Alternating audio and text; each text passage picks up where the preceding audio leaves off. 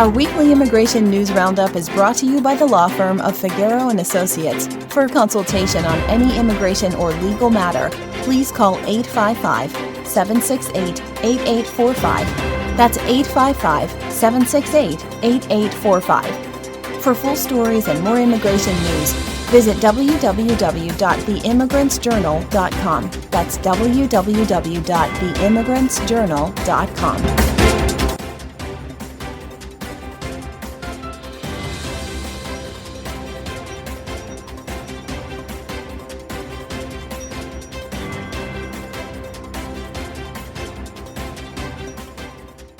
Hello, my name is Mary Campbell, legal assistant at the law firm of Figueroa and Associates, and your presenter with a special immigration report. Guantanamo Bay, located on the southeastern coast of Cuba, has been under U.S. control since 1903. Its detention facility gained international attention post 9/11 when it was used to hold individuals captured during the War on Terror. The choice of Guantanamo was strategic, aiming to place detainees outside the jurisdiction of U.S. federal courts. Over the years, the facility has been synonymous with human rights violations, including indefinite detention without charge, lack of due process, and reports of torture. These practices have been widely condemned by international human rights organizations and have led to numerous legal challenges. Legal framework governing detainee rights at Guantanamo Bay. The legal status of Guantanamo Bay detainees is complex, influenced by a combination of U.S. constitutional law, international law, and specific legislative acts. U.S. constitutional protections. In the landmark case of Boumediene v. Bush, 2008, the U.S. Supreme Court held that detainees at Guantanamo have the constitutional right to file writs of habeas corpus in federal court. This decision affirmed that fundamental rights afforded by the Constitution extend to Guantanamo detainees, allowing them to challenge the legality of their detention. International human rights law. International treaties, such as the International Covenant on Civil and Political Rights, ICCPR, and the Convention Against Torture, CAT, to which the U.S. is a party, impose obligations to uphold the rights of all individuals under its jurisdiction. These include prohibitions against torture, the right to due process, and the right to a fair trial. Detention practices at Guantanamo have been criticized for violating these international norms. Recent legislative and executive actions. In recent years, executive actions have expanded the use of Guantanamo Bay for detaining immigrants. The Trump administration's policy to transfer immigrants to Guantanamo has been met with legal challenges and widespread criticism. Advocacy groups argue that these actions violate both constitutional and international law protections. Rights of immigrants detained at Guantanamo Bay. Right to legal representation. One of the most fundamental rights of immigrants facing deportation or asylum proceedings in the U.S. is the right to an attorney. However, at Guantanamo, this right is severely restricted. Limited access. Unlike on U.S. soil, where immigrants can retain legal counsel, detainees at Guantanamo face barriers in communicating with lawyers. Denial of attorney-client privilege. Even when legal visits are allowed, attorney-client communications may be monitored or restricted. Lack of legal aid organizations. Most immigrants in detention rely on nonprofit legal aid groups, which have no established presence at Guantanamo. Legal challenges have been filed to demand greater access to attorneys for immigrants detained at Guantanamo, arguing that these restrictions violate constitutional due process protections. Right to seek asylum and protection under international law. Under U.S. immigration law and international treaties, individuals fleeing persecution, war, or violence have the right to seek asylum. However, asylum seekers detained at Guantanamo face barriers to exercising this right. No standard asylum hearings. Immigrants at Guantanamo are often not given timely hearings before an immigration judge. Inability to present evidence. Asylum seekers may be denied the opportunity to present evidence of persecution.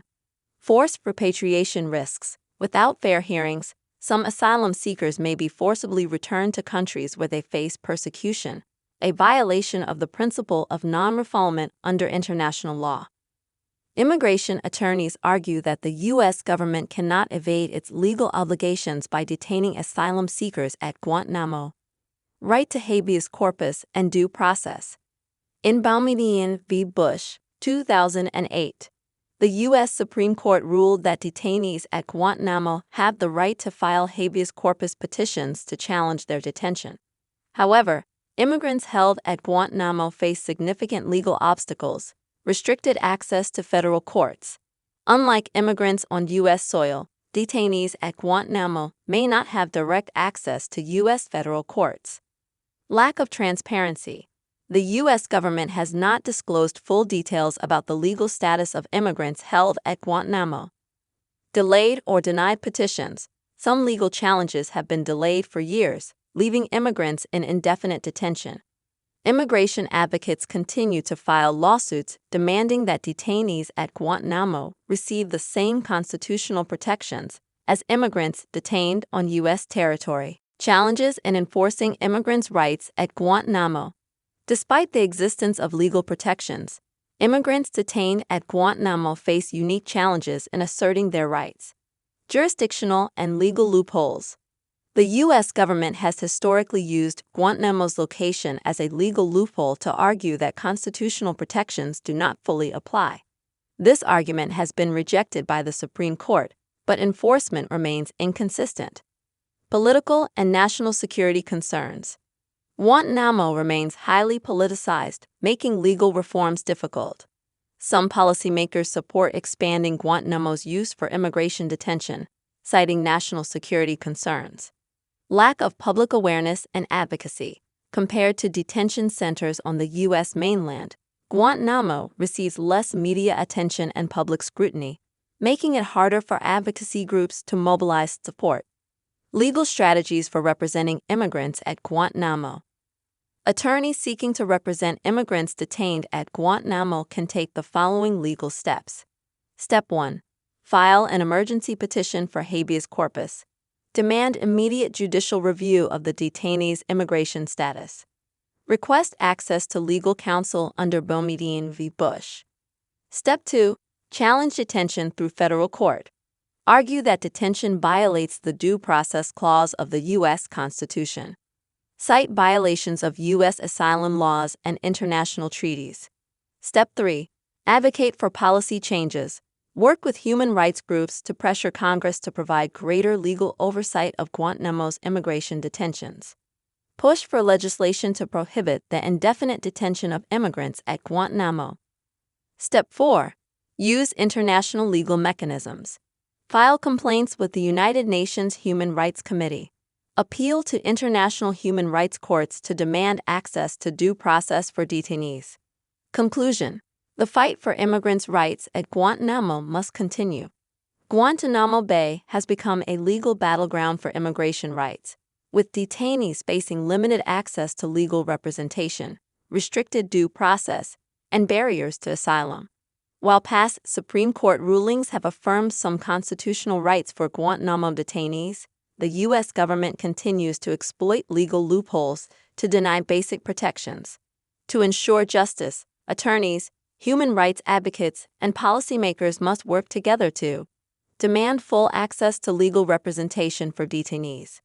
Push for federal court oversight of immigration proceedings at Guantanamo. Expose human rights abuses through media and advocacy campaigns. Without immediate action, Guantanamo will remain a legal black hole where immigrants are denied the fundamental rights guaranteed under U.S. and international law.